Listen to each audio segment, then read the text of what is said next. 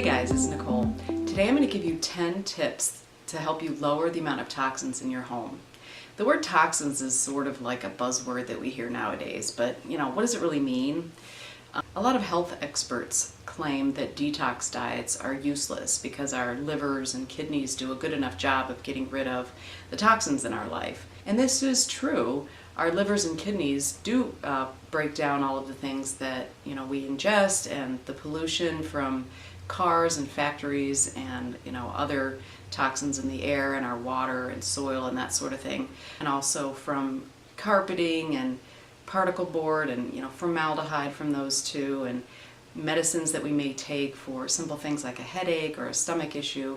But maybe the reason why we're having headaches or stomach problems is because our bodies can't keep up with the constant barrage of chemicals coming into our bodies. So while our bodies do a pretty good job of getting rid of the chemicals that we ingest, it can only do so much.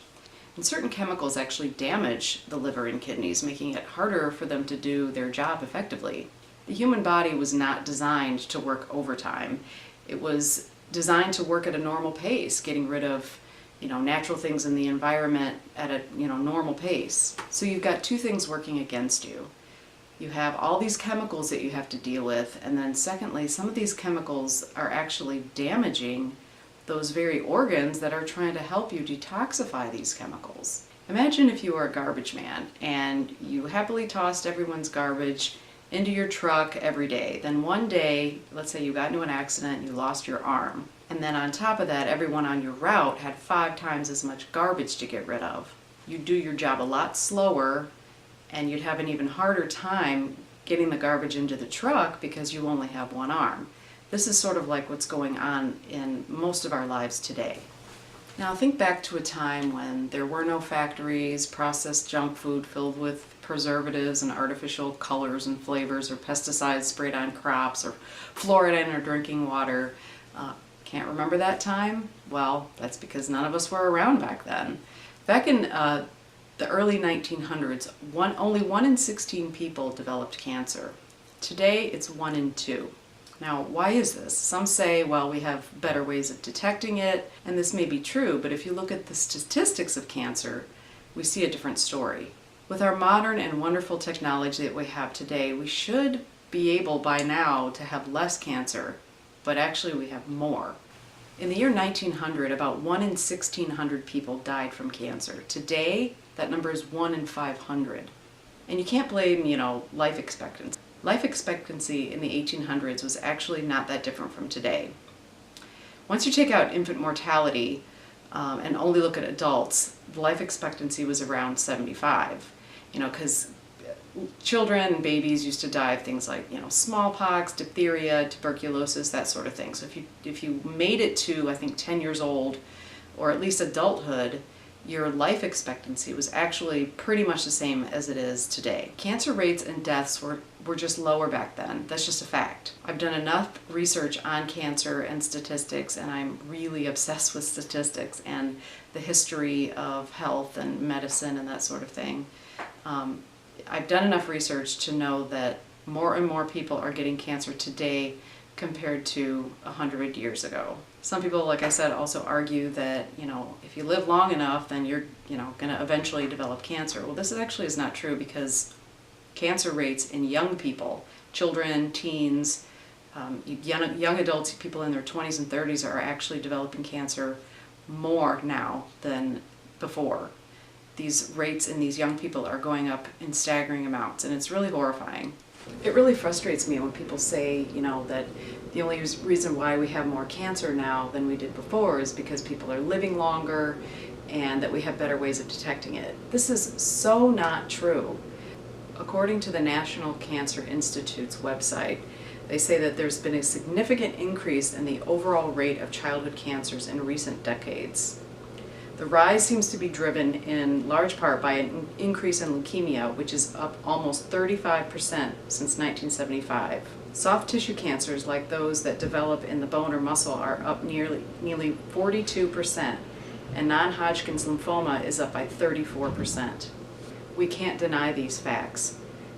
These statistics are showing that childhood cancer is rising drastically just since the 70s. That's my lifetime, that it's gone up almost, between 35 and 40%. That's ridiculous, and it's completely unacceptable. In my opinion, it's due to environmental factors and all the crap that we're feeding our kids. Pesticides in the environment, things in pollution, nuclear power plants, radiation, toxins in food, that sort of thing. We really need to pay very close attention, because it's not because people are living longer. The younger people are getting cancer more now than before. Okay, so anyway, let's get to the top 10 inexpensive things that you can do now that will lower your toxin load. Now, some of these tips might cost more than others. Some of them are actually free, so here they are. The first one would be filter your water. Now, this can be as cheap or expensive as you'd like it.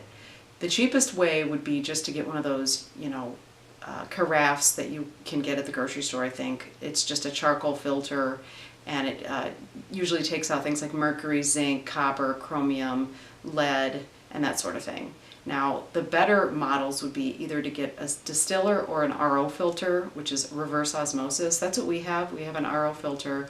We've had it for many, many years, and it takes out pretty much everything. It includes, fluoride and, cysts and bacteria and all that kind of stuff. It takes out absolutely everything, to the point where it actually takes out some of the good things. So I put back things like calcium and magnesium in these little trace minerals that I buy. But filtering your water is extremely important.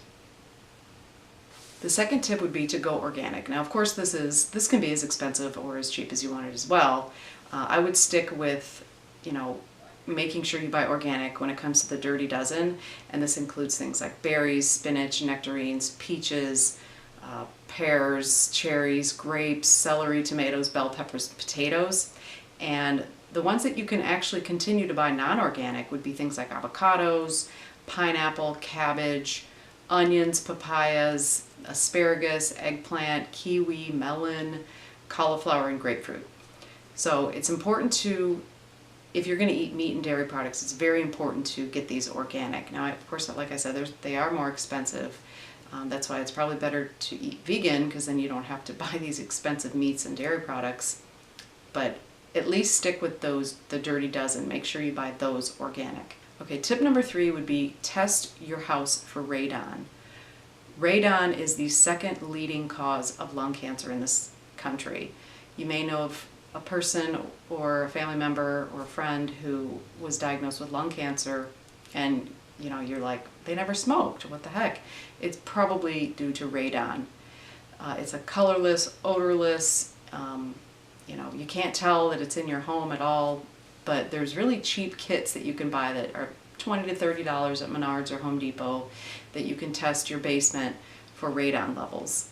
Now, if you do find that you have really high radon levels in your home, to mitigate this is going to be a bit expensive. It's going to be between $800 and $1,500 to buy a mitigation system. Now, I know you're probably thinking, hey, this is supposed to be inexpensive tips, but this one is really important. 21,000 people die from radon-induced cancer every year in this country. That's a lot of people. Like I said, it's equivalent to smoking, I think, like 4 to 8 cigarettes per day if you have high levels of radon in your home.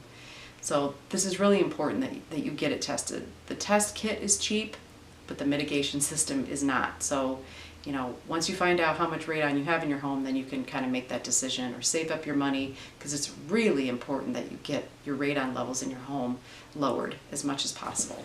The next tip would be, don't heat your food in plastic containers. Now, this is free, actually. Just put your food into a pot and heat it on the stove instead of using plastic.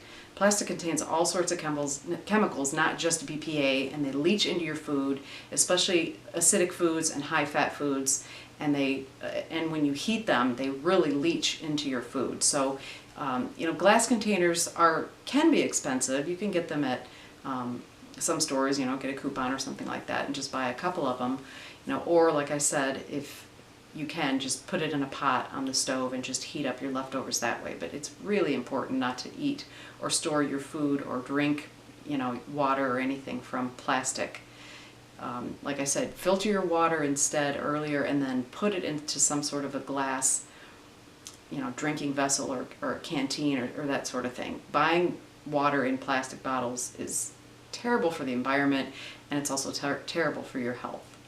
Okay, the next tip is don't heat starchy foods or meat at high temperatures. Heating, I know it's really delicious, those brown bits of food that you eat, like potatoes and corn, and when you char your meat on the grill, it tastes really good, but that chemical on the high starchy foods, like from potato chips, cookies, bread, fried potatoes like French fries, that sort of thing, that is a chemical called acrylamide, and it's a very highly carcinogenic molecule, and it's been proven to cause cancer. Okay, so here's the National Cancer Institute website page that says that it causes cancer. And then also charring meats on the grill, like I said, creates molecules called HCAs and PAHs, which are highly carcinogenic as well. And here's the NCI's website again, talking about the chemicals in meat cooked at high temperatures. Now this tip is totally free, so just don't cook your food at such a high temperature. That doesn't cost you anything. And this tip, along with the radon test kit, is definitely one of the most important tips I'm going to give you today, because acrylamide and these HCAs and PAHs are highly carcinogenic. The next tip I want to give you is not that expensive, actually, but it's to put plants around your home. Plants beautify your home, and they also clean the air. Palm trees, rubber plants, spider plants, philodendron, ficus, ferns, peace lily, dracaena. These are all really great plants to put around your home. So just by putting a few beautiful plants around your home, you can really lower your toxin load. All you really need is, maybe one average size plant per room. I love plants. I love to put them all over my house. And the great thing about these plants is that they get rid of chemicals that may be in the air due to, carpeting, furniture, nail polish remover, paint, rubber, plastic, that sort of thing. And like different chemicals such as toluene, benzene, xylene, ammonia, formaldehyde, all those chemicals sort of get eaten up by these plants. The next tip I want to give you is to eat a lot of cruciferous vegetables, and I talk about this in a lot of my videos. If you'll remember when I was talking about your liver and kidneys, there are substances in cruciferous vegetables that help these organs detoxify harmful substances. There's several studies showing that eating a lot of cruciferous vegetables can cut your risk of cancer in half or even more. Now, if you're interested in the science behind this, I'll explain. Cruciferous vegetables such as broccoli, cabbage, kale, collards, cauliflower, Brussels sprouts, and many more contain glucosinolates, which when they're chewed up, they get exposed to an enzyme called myrosinase, also found in these foods. Now this chewing also causes isothiocyanates in the molecule glucoraphanin to find itself with myrosinase. The glucoraphanin is then converted into sulforaphane, which is a powerful anti-cancer molecule. So it's this chewing that really is important here. Remember too that glucosinolates are very water soluble, so don't overcook these vegetables. And myrosinase activity is very heat sensitive, so again, don't overcook. What's really exciting is that sulforaphane is actually capable of triggering apoptosis. Apoptosis is when cancer cells commit suicide. So that broccoli you had for dinner last night just killed some cancer cells that may have been lurking in your body. Indole 3-carbinol is another molecule that actually has a strong impact on estrogen metabolism in the liver, meaning it can fight estrogen-dependent cancers such as breast, cervical, uterine, and ovarian cancers. Isn't that exciting? The next tip I've got for you is to get rid of every product in your home that contains any sort of ingredient that you can't pronounce or that sounds like a chemical, like cleaning products, and this includes food, makeup, anything that you use in your home. If it has a warning label like call poison control if ingested, this is the type of product that you would want to get rid of. You don't need these chemical cleaners to clean your home. So to clean surfaces, just get a large container of Dr. Bronner's Castile soap and put 2 cups of water into a glass spray bottle along with 2 tablespoons of the Castile soap, and then you can put essential oils in here if you'd like. I'm using lavender, You don't have to put this in here, only if you'd like to. And then just shake it up and use it to clean countertops, toilets, and so on. Or even cheaper, you can just mix together a cup of water, a cup of vinegar, and then throw in some lemon peels if you want.